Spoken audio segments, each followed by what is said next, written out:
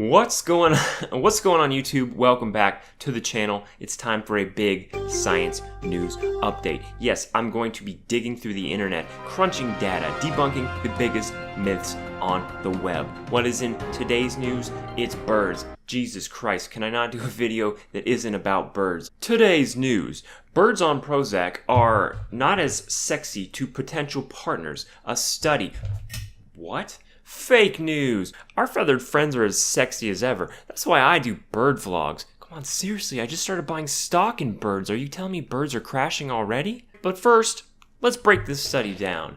Am I qualified to read research data? No. But I did stay at a Holiday Inn but I did get a C in experimental psychology, so I'm probably more qualified than you. Alright, my first question is, why are these birds depressed? Because come on, I just started a vlog series on being less depressed by being more like birds, and now you're telling me that birds are depressed? This would be the point where I chuck a grenade behind me and watch as the mourning dove explodes in the distance. Reasons for depression. Birds of a feather are no longer sticking together. No, folks, they're not. In fact, they have their heads buried in their social media accounts and Twitters, just like an ostrich with its head buried in the sand. Facts. FOMO. Fear of missing out. Alright, we get it. Flamingos, you're pretty, you're freaking, you're gorgeous, you get to go on vacations. Look at your photographs, you're all over the globe, you can stand on one leg, you got perfect balance, and I'm just a dirty city pigeon. Global warming. The earth is heating up, the climate is changing, the icebergs are melting.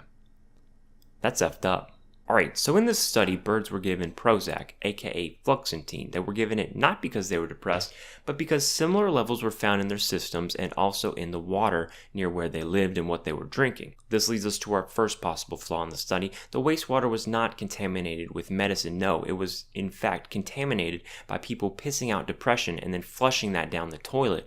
The birds were drinking this depression and therefore becoming contact depressed. Here's how the research study actually went. So these wild sterlings were caught, they were kept in captivity for like 28 weeks, and they were given fluoxetine. Now, there was one male paired with one female who was on fluoxetine, and then one male who was paired with a female that was not on fluoxetine. My question is, where were the males that were on fluoxetine?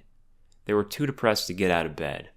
Results. Contaminated females were half as likely to get right swipes as non-contaminated female counterparts. They also needed to upgrade their profile pictures. Results.